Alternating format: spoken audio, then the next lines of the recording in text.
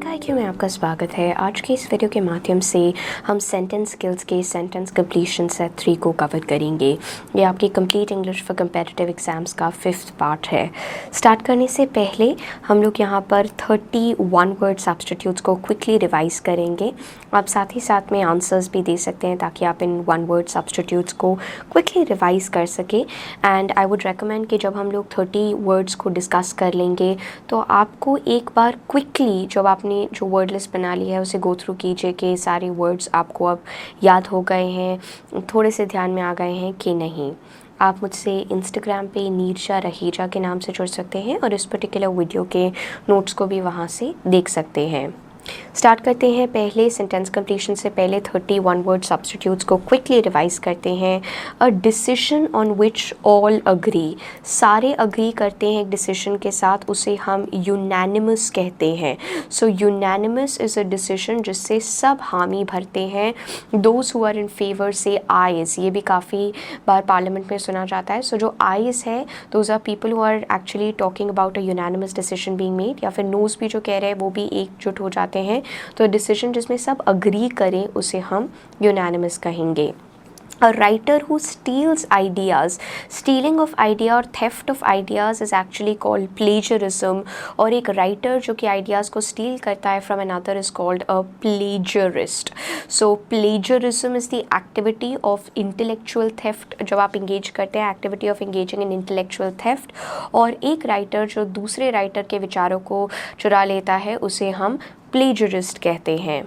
A medicine that looses the bowels is called a laxative। ये आपको as it is ध्यान में रखना चाहिए।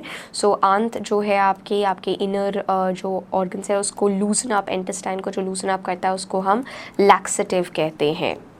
A speech made to oneself or a speech that is made in the absence of other characters but only addressed to the audience is called a soliloquy। Soliloquy होता है एक speech that is made to yourself या फिर a speech made in absence of other actors on the stage, लेकिन आप ही एक actor हो and you are revealing your character to the audience, that is called a soliloquy। Moving on to another one word substitute, a person's last utterance or a person's last performance is called a swan song। ये काफ़ी बार आपके exam में पूछा भी जाता है। तो एक व्यक्ति का लास्ट utterance या परफॉर्मेंस को हम swan song कहते हैं। Asking everyone for an opinion, जब आप सबसे उनकी ओपिनियन पूछते हैं that is called referendum। referendum जब आप सबसे उनकी ओपिनियन पूछते हैं। Separation from other people to avoid infection, ये अधिकतर पहले ज़माने में जब ट्यूबरकुलोसिस वगैरह जैसी बीमारियां हो जाती थी तो क्वारंटीन का प्रयोग किया जाता था, which was used for separating other people जो कि इन्फेक्टेड थे ताकि दूसरे लोगों को वो रोग ना हो जाए। तो quarantine is separation from other people to avoid infection. An imaginary ideal place or a perfect place is called a utopia। एक imaginary ideal place या फिर इसे हम perfect place भी कहते हैं, या place nowhere found, a place nowhere found। Shangri-La हो गया, Arcadia हो गया, these are all synonyms of the word utopia और इसका antonym है dystopia। So imaginary ideal world को हम यूटोपिया कहते हैं। A thing kept in memory of an event, जब भी आप कहीं जाते हैं या कोई इवेंट पे एक मेमोरी सेक के लिए एक आप सुविनियर लेते हैं। So you actually take a souvenir, एक तरह का मोमेंटो या एक तरह की याद रखने वाली उस पर्टिकुलर इंसिडेंट को याद रखने के लिए एक चीज़। So a thing that is kept in memory of an event is called a souvenir. That which can be read, जिसको आप पढ़ सकें दैट इज़ लिजिबल, और जिसे आप नहीं पढ़ सकें that is illegible। illegible handwriting में वो लिखता है therefore he is not able to score well, but that which can be read is legible। liable to catch fire easily, बहुत ही आसानी से फायर आ जाए, that is called flammable। flammable, very easily it can catch fire। Right. That which can be carried, that is portable. So ऐसी चीज़ जिसको आप उठा के कैरी कर सकते हैं वो पोर्टेबल होता है, right. Incapable of being corrected, जिसको आप सही नहीं कर पाते हैं, that is incorrigible. Incorrigible, incapable of being corrected, आप उन्हें करेक्ट नहीं कर सकते हैं. Incorrigible, this is also important. Common place remarks, जो कॉमन प्लेस रिमार्क्स होते हैं they are called platitudes. That means जो भी रिस्पॉन्सेज एकदम कॉमन प्लेस है, कोई बिल्कुल यूनिक नहीं है, अद्भुत नहीं है, एकदम रोज़मर्रा के रिस्पॉन्सेज या रिमार्क्स हैं. जैसे अगर आप कोई अच्छा काम करता है तो आप कहते हैं शाबाश, तो वो एक तरह का प्लेटिट्यूड हो गया. प्लेटिट्यूड्स. Incapable of being burnt, so something that is incapable of being burnt is incombustible. Incombustible, जब कोई चीज़ आप उसको burn नहीं कर सकते हैं. A disease that ends in death is fatal or lethal. So fatal is a disease जो कि मृत्यु में end कर जाती है. A very private room, very important, a very private room is called sanctum sanctorum. Sanctum sanctorum, this is important. Sanctum sanctorum is a very private room, right. ये अधिकतर आपके जो मॉस्क्स हो गए या आपके रिलीजियस प्लेसेस हो गए तो उसमें एक बहुत ही प्राइवेट रूम को हम sanctum sanctorum कहते हैं. This is also important. A place where madmen are kept is a lunatic asylum. एक lunatic asylum को हम एक जगह जहाँ पर हम madmen को रखते हैं. A war of religion. Religion के लिए जो war लड़े जाते हैं उन्हें crusades कहते हैं और जो लड़ते हैं उन्हें crusaders कहते हैं. So a war for religion or a war of religion is called a crusade. A lover of books is a bibliophile. A lover of books is a bibliophile. A bunch of flowers, देखिए bouquet सबको पता है लेकिन इसकी spellings भी याद रखिएगा. सो bouquet को हम इस तरह से स्पेल करते हैं. Bouquet is a bunch of flowers. इसकी स्पेलिंग अच्छी तरह से ध्यान में रखिएगा क्योंकि आपके स्पेलिंग के लिए भी इम्पोर्टेंट है. A child born of unlawful marriage is called a bastard or is called a foundling. इन्हें हम foundling भी कहते हैं. Tom Jones, written by Henry Fielding, is a story of a foundling or a child who is born out of wedlock. Bastard भी कहते हैं या foundling भी कहते हैं. A person's first speech, so a person's last performance or last utterance is swan song, but a person's first speech is maiden speech. A person's first speech is maiden speech. पहली speech maiden speech. Killing a man is homicide. Killing of a man is homicide. Killing of one's king is regicide. Killing of one's king is regicide. Killing of, moving on to the next one, killing of one's mother is called matricide. Killing of one's mother is called matricide. Killing of one's father is called patricide. Patricide कहते हैं. Killing of one's brother is fratricide. Killing of one's brother is fratricide. Killing oneself is suicide. अब दोबारा से इनको revise करते हैं क्योंकि ये इम्पॉर्टेंट है. Killing a man is called homicide. जब आप एक आदमी को मार देते हैं that is called homicide. Killing of one's king is called regicide. Regicide. King is associated with regality. Killing of a king is regicide. Killing of mother is matricide. So killing of one's mother is matricide. Killing of one's father is patricide. Killing of your own father is called patricide. Killing of your own brother, one's brother is called fratricide. और killing oneself is suicide. So ये आपको on your finger tips होने चाहिए. There are more of course, but homicide, regicide, matricide, patricide, fratricide, suicide, these are all important that you need to keep in mind. A speech made without preparation, ऐसी speech जिसको आप without preparation बोलते हैं, it is called an extempore. extempore की भी spellings याद रखिएगा, इसे हम extempore कहते हैं या extempore कहते हैं, but this is how we are going to be using extempore की spellings.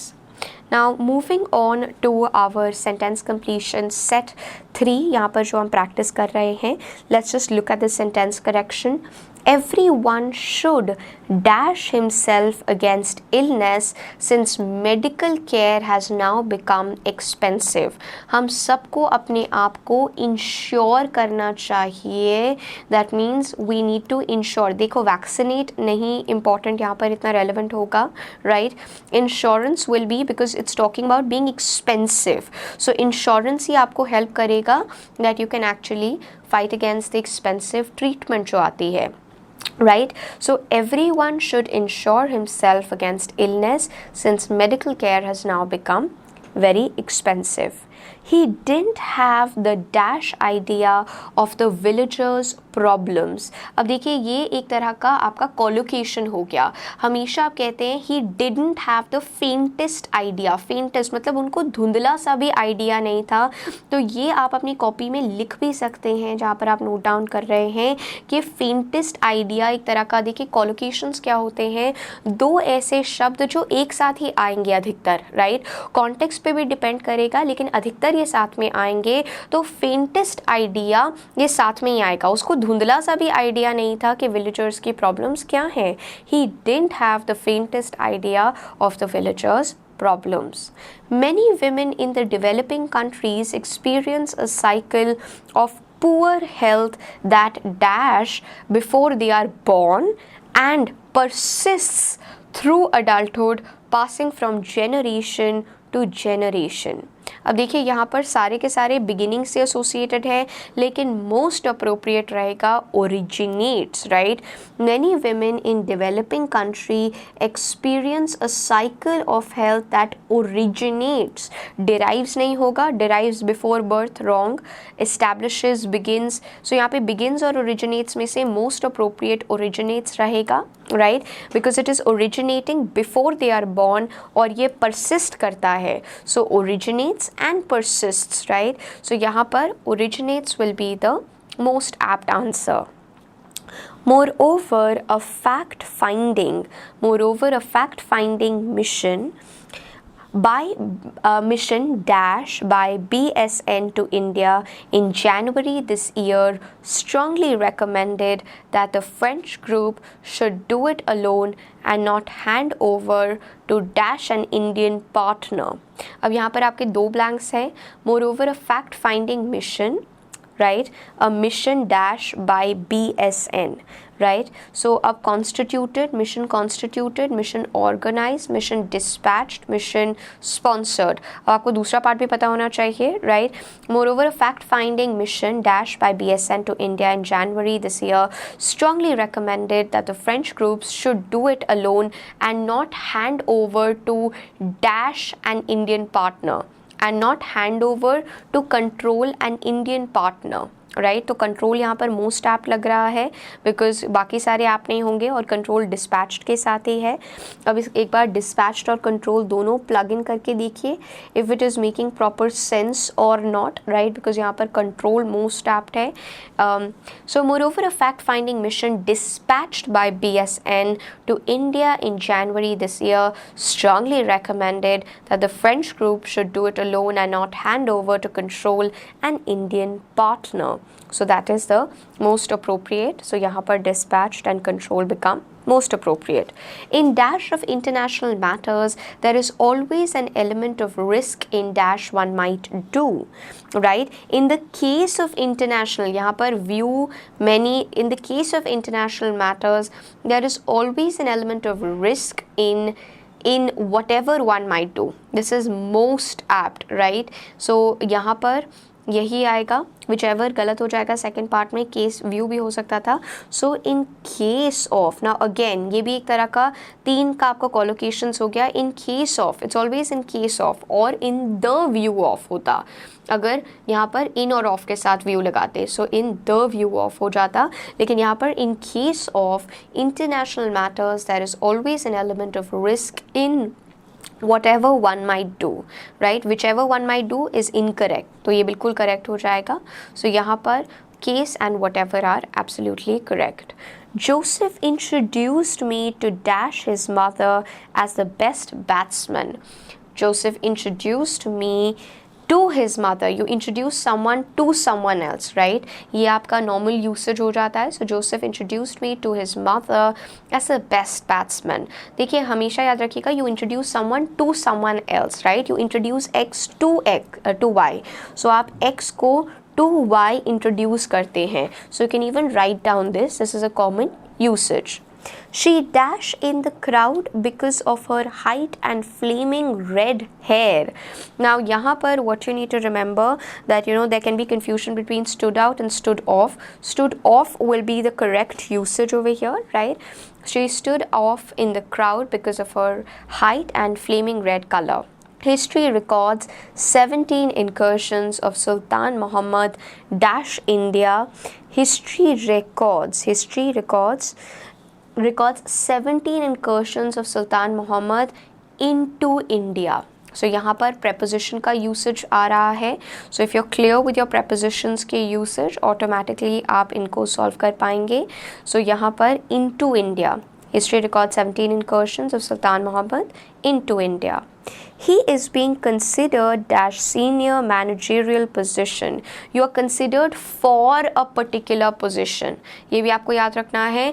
You are being considered for a particular position, right? So ये चीज़ यहाँ पर he is being considered for senior managerial position. It should be the aim of every educated Indian to see that as dash as possible people become literate, right? As many, तो जितना ज़्यादा हो सके, right? And most नहीं आएगा, much नहीं आएगा. So many, because we are dealing with people, right? It should be the aim of every educated Indian to see that as many as possible people become literate. He dashed for their company since 1972. He had been working for their company. So he is working for their company since 1972. He had worked for their company. यहाँ पर had been working for their company since, that will be most appropriate in this particular case. He had been working for their company since 1972. वो पहले काम कर रहे थे. Washing machines dash popular in India in the last 10 years or so. They have become popular. Are becoming popular नहीं. Washing machines have become popular in India in the last 10 years or so. He succeeded in getting possession dash his land after a long court case. So he succeeded in getting possession of his land. You get the possession of something. So possession of something is the correct usage. Prabha's dash in athletics yielded rich dash as she got a scholarship. Prabha's not performance, तो scholarship नहीं, performance of course. Defeat नहीं होगा यहाँ पर बिल्कुल भी, failure भी नहीं होगा. Prabha's performance in athletics yielded rich money as she got scholarship. That's not making sense. This is going to be you yield dividends. ये आप याद रखिएगा, ये भी एक तरह का collocation हो जाता है. आप yield क्या करते हैं? You yield dividends. आपको मुनाफा होता है, dividends होता है. So Prabha's excellence in athletics, this is also making sense.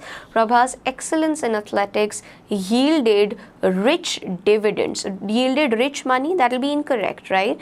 Because that's a kind of a repetition. Yielded rich dividends as she got the scholarship. In a changing and dash unstructured business environment, creativity and innovation are being dash demanded of executives, right? In a changing and progressively unstructured business environment, creativity and innovation are being increasingly demanded of executives, right? Moderately नहीं ही demanded है, extremely will not be apt, rapidly will not be an apt one. So looking at both of them, both the sentence, both the blanks together, यहाँ पर in a changing and progressively unstructured, so progressively unstructured यहाँ पर, that will be the correct usage. In a progressively unstructured business environment, creativity and innovation are increasingly demanded of executives. तो यहाँ पर हम लोगों ने 31 वर्ड सब्स्टिट्यूट्स को cover किया और सेट 3 सेंटेंस कंप्लीशन को देखा.